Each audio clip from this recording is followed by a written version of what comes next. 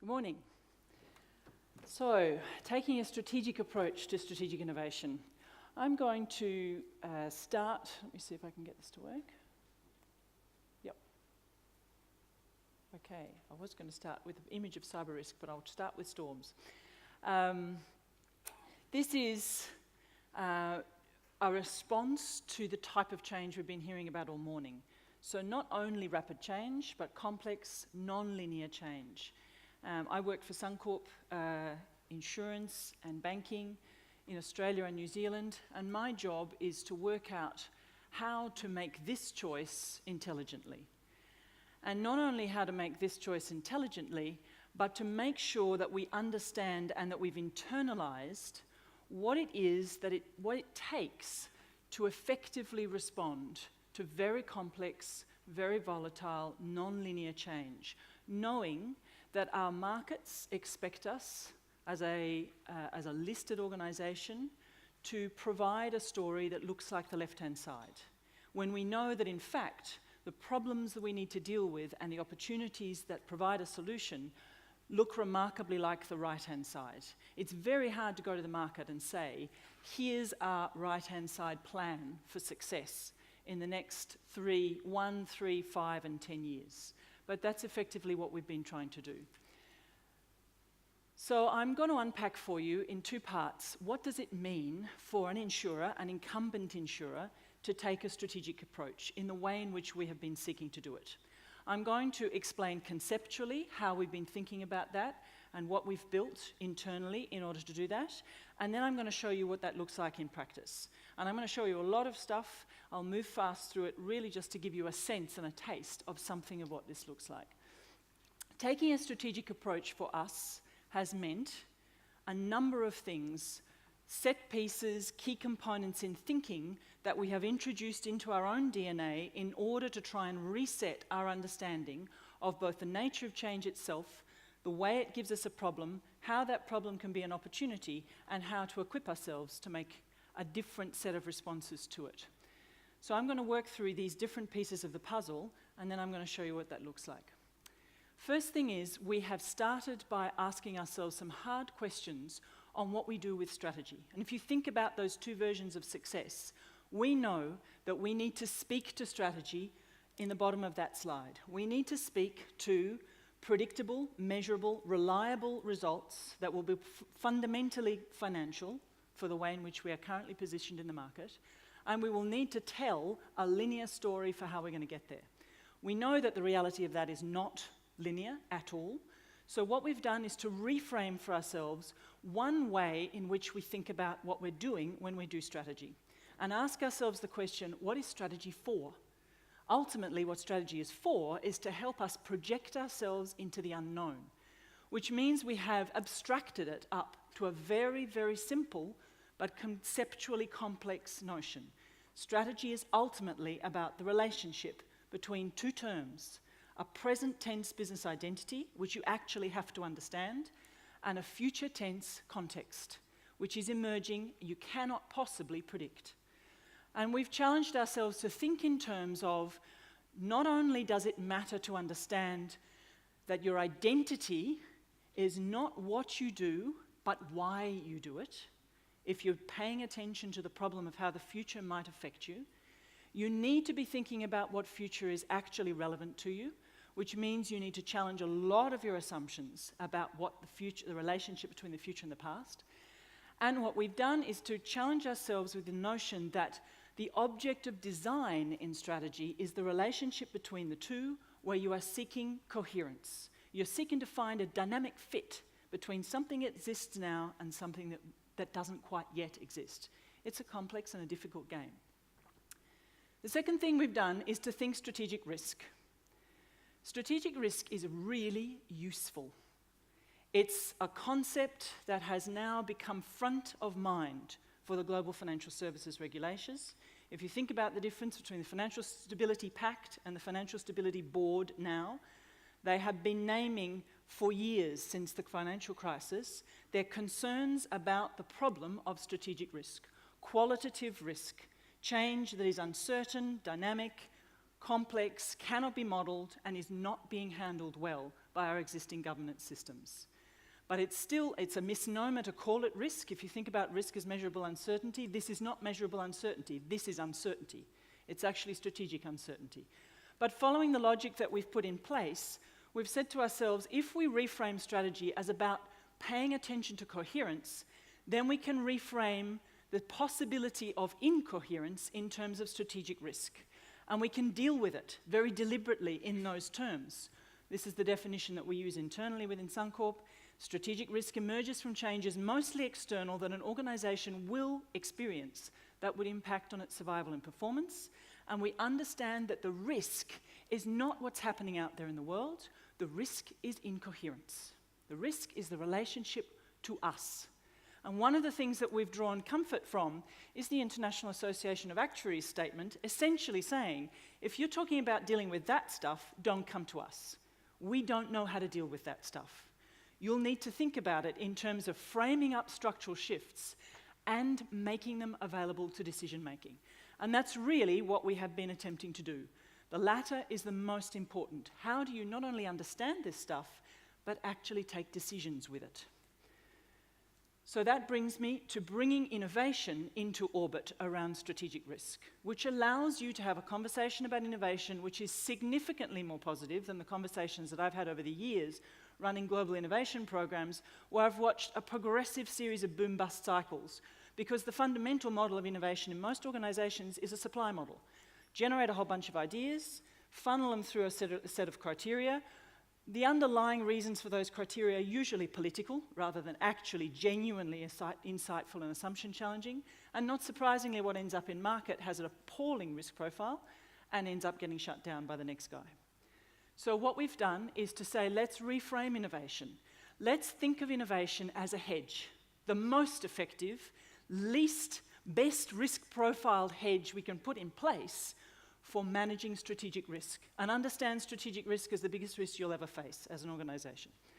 And what we've done is to seek to think about innovation as not an intransitive verb, but a transitive verb. Innovation is not about doing something because that's cool, it's about changing something. And the change that we're positing here for ourselves is ourselves. Innovation is about making a difference in your business self that changes what you do and how you do it to your competitive advantage. Change is life. It's about constantly making that difference in yourself, transforming yourself from the inside in order to be able to adapt and respond and shape-shift in the face of constant change. Think about the difference between the evolution of sailing vessels from whackers all the way through to the most modern catamarans versus cruise liners, constantly adjusting, changing, shape-shifting to make use of wind and tide. The fourth thing we've done is to be deliberate about strategic innovation. Innovation requires discipline and some particular key pieces to make it work as a hedge. First things first, you need to work against the bias for focus. You need to work with spread and a polarity around spread and focus. Use portfolio theory, use portfolio approaches to get a big spread of small bets. Second thing we've done is to really try and give ourselves the notion of decision space provided by optionality. Create options for yourself so that you've got that wriggle room to work out what can we play with, what can we experiment with. And what that looks like is deliberate experimentation and experience. You cannot possibly know how to bet $4 billion worth of motor if you don't have a sense of what to bet it on, how to shift it, where to play with it. If you haven't worn on your own skin what it's like to shift your entire business model from underwriting and capitalizing, fixing stuff up when it's broken, to moving to a mobility as a service, information service business model. You need to path your way along that. And what we've done then here is to then shift to building mindset and capability. We've sought to really understand the fifth critical component. No amount of sexy thinking, no amount of amazing thought about the future, ideas, perceptions, intelligence, and a thesis for why will help you change if you haven't got a distributed capability in your organization to do something with it, to take decisions with it, to look at the mirror with it, to challenge assumptions, to experiment, to explore. So what we've sought to do is think in terms of mindsets. Deliberately, we work with a secondment model. deliberately seek to create capability in shifting mindset from fixed mindsets to growth mindsets, thinking about adult development, the ways in which people make sense of the world, forms of mind. What they do when they look at themselves, we've worked with the principle that we humans are wired for not changing. We are wired for assuming, not even assuming, we are wired for wanting to see the future as equivalent to the past, and for not having to make a difference in ourselves as a consequence. So we have very deliberately set up a system in play. This is the system that I run, which explicitly pulls people in across the organisation, helps them rethink about their own assumptions, their own understandings of the world, their own mindsets, and plays with how effectively we can teach alternatives to ourselves. We can experiment and make sense of learning. We've also made sure that there's a way in which we can narrate it. This is a risk reporting tool that we built for our board that helps them see the possibility of why does this organisation need to change? With respect to what do we need to change? What is giving us cause for concern? How might it impact our existing business? What alternatives do we have? And we have also built ourselves a notion of the idea of some kind of risk premium logic to investing in this, so that it's not capital going from the bottom expense line, or capital going off the bottom line or going off the top line that is being invested in something that has no obvious return. It's a premium. And where things get difficult, what do you do with premiums? You don't throw them out. When risk gets more intense, the one thing you shouldn't be trading off is insurance against your strategy. And that really has led to the fact that we have thought in terms of trying to build a deliberate strategic risk decision-making cycle. So we have gone from an organisation that thinks in terms of 1 to 3 year business planning cycles to an organisation that introduces into that thinking as well the notion of pulling uncertainty, structural uncertainty, all the way forward into decision-making through experience, through the process of having options, and has tried to look at how do we experiment and experience options in such a way that we can start to understand what might genuinely be alternative business models for ourselves, and look to scale them as quickly as possible once we've got a sense of how viable, how desirable, how scalable they are. And that whole cycle is working us through this idea of pay attention to possibility, not probability, think in terms of how that might be relevant to you, and work through experience to begin to give yourself more of the information you need to start providing the modelling that you need to make bigger commitments and real option commitments as you scale yourselves forward into different business models. And I'm going to show you now what that looks like in practice.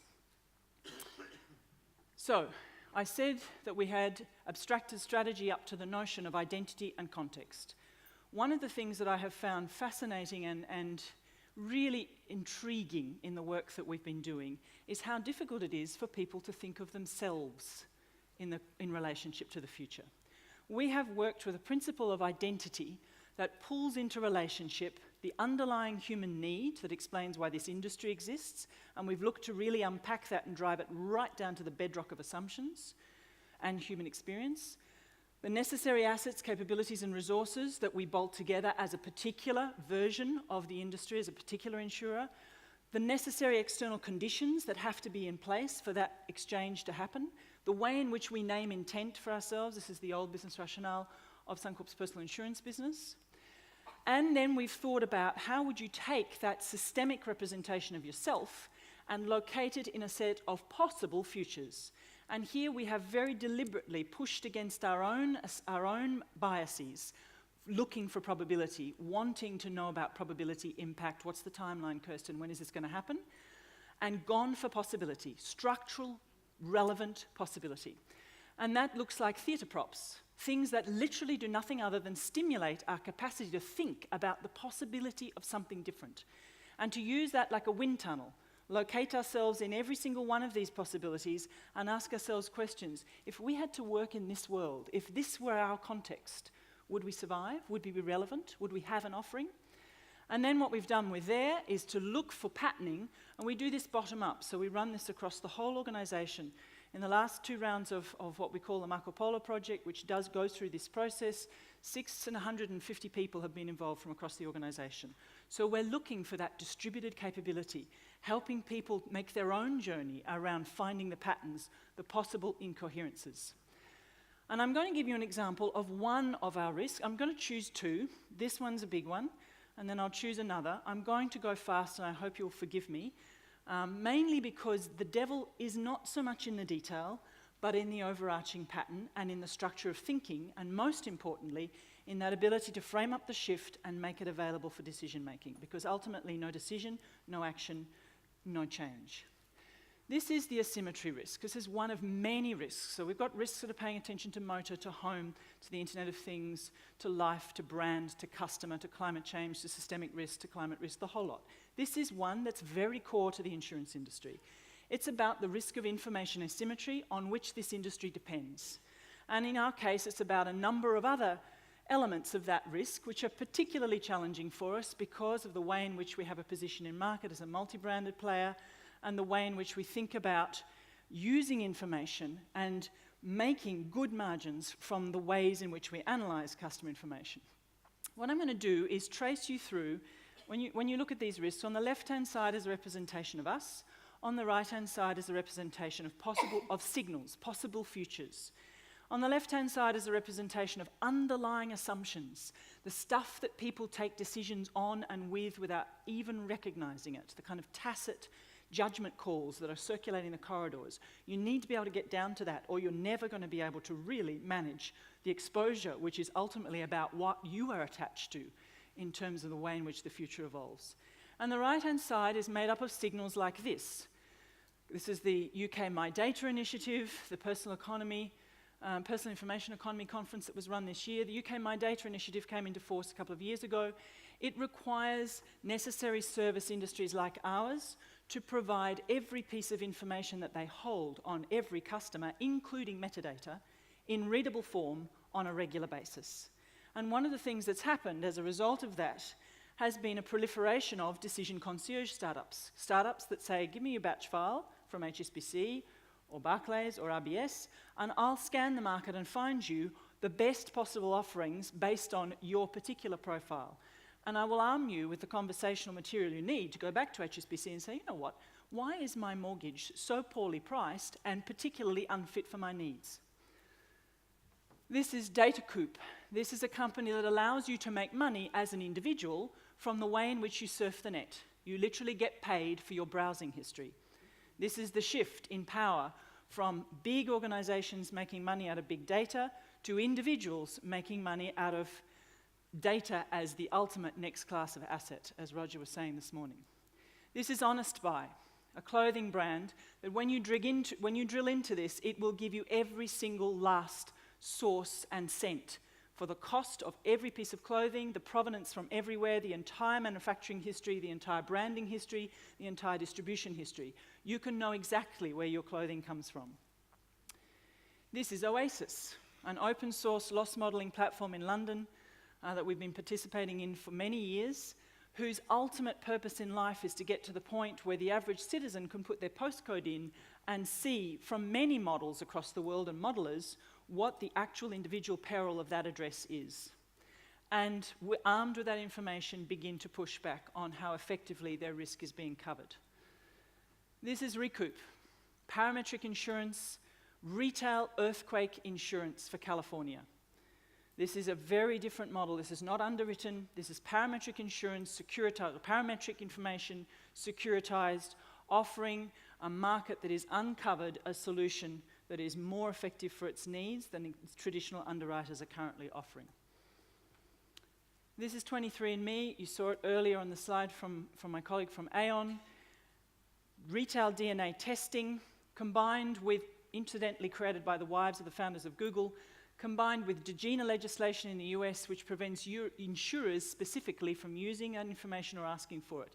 And here's the beginnings of the wave of organizations that are starting to use DNA testing for personalized inputs: medicine, food, fitness programs, nutrition, cosmetics, you name it.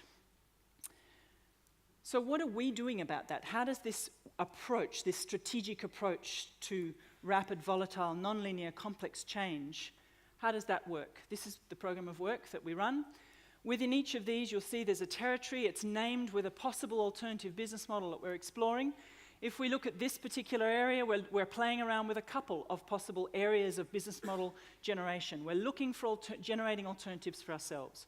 And we structure this as a way of navigating, here's what we think might be a possible response based on the last 4 years of having options and being in first-hand contact with the organisations that are driving a lot of this change. And here's what we play with. Trove. The Suncorp Trove partnership was a co-creation around on-demand microinsurance. And the reason why we created, together with Trove, this platform was to solve and look for generating an alternative business model in the face of the kind of change we saw. We were looking for, we know we've got a whole lot of problems around asymmetries of information and trust. We know that the insurance product is a particularly blunt instrument. We know that the reason why people don't like it is because they feel they're not getting value for money. We know that the things they actually care to protect are the ones that are in all the exclusions.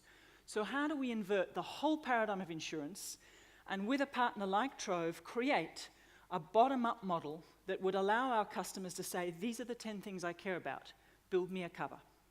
And by the way, let's make it dynamic. Let's make sure that as I move around, every single thing I do from minute to minute can be swiped up, swiped down. And the ongoing co-creation work we're doing with Trove is all about making that more and more contextual and dynamic, atomizing insurance and making it contextual. It challenges the very structures of our business model, but we see it as a deliberate and effective hedge and experimentation to help us learn how do we break up this business model and make it able to consume real-time contextual information, make it able to design itself for consumers who have their own information and are empowered to use it. Other examples of what we're doing, this sits in that language of options and giving ourselves optionality. Same kind of thing, co-creating with Traity, new versions of insurance, risk guarantees, underwriting, liability, transacting between tenants and landlords, insured and insured, using online reputation as a form of currency, as a form of underwriting currency. A partnership we have with Ohalo, looking at taking customer identity that the bank is required to create by legislation, KYC, and turning that out through blockchain to our customers so that they can use it in all other walks of life. Marrying up Traity and Ohalo so that we can have a login with Suncorp approach that means you can genuinely provide 100 points of ID automated right throughout every transaction. Eternomy, a company that is building the possibility of avatars that capture you in a moment of time. And we're partnering with them because we need to solve for the fact that people's digital presence doesn't necessarily die. And we notice what the enormous response has been to this organisation from people with Alzheimer's or people with late-stage terminal cancer who want to create a power of attorney, a virtual power of attorney for themselves before they lose cognitive function. And that's a very interesting way of thinking about how can we experiment with a world where the asymmetry is not on our side, it's on our customer's side.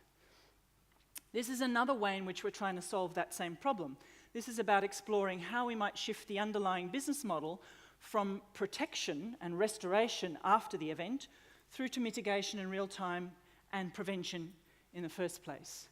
And that's working with organisations like Flow. We're exploring what do you do when you can input water claims management, very smart water devices that are managing and monitoring flow intensity, but are also providing a huge information service modelling, which is also going to occupancy, community relationships, neighbourhood watch, a whole series of things.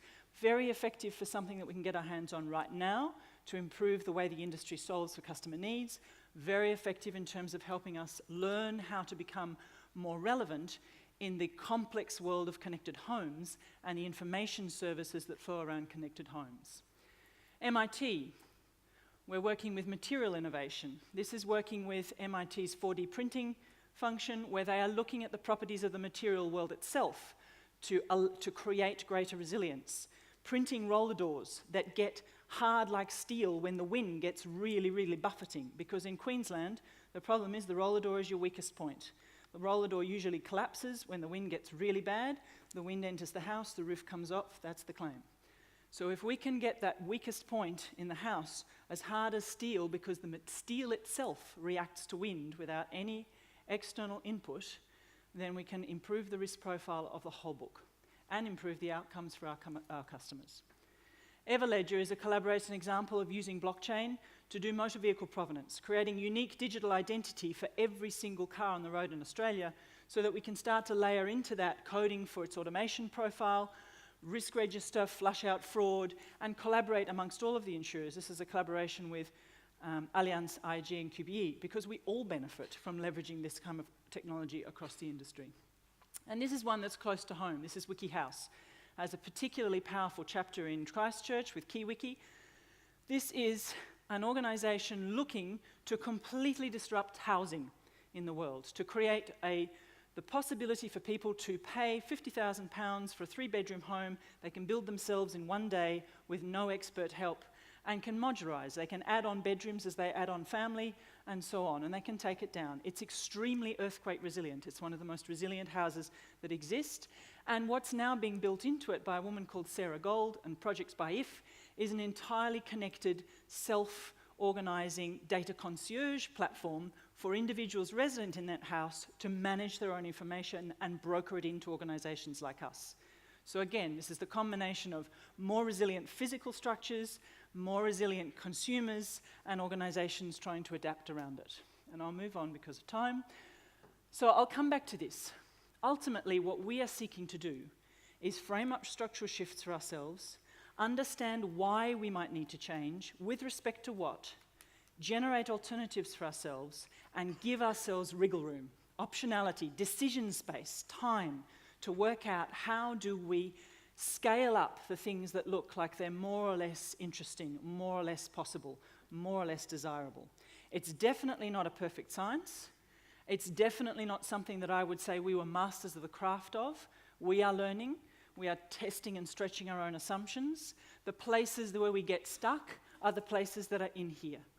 The places that are in our own mind are that resistance to looking at the decisions you might need to make different now in order to make yourself different, and making those decisions now, taking that risk, which is ironic if you think that this is a room full of risk takers. Thank you very much.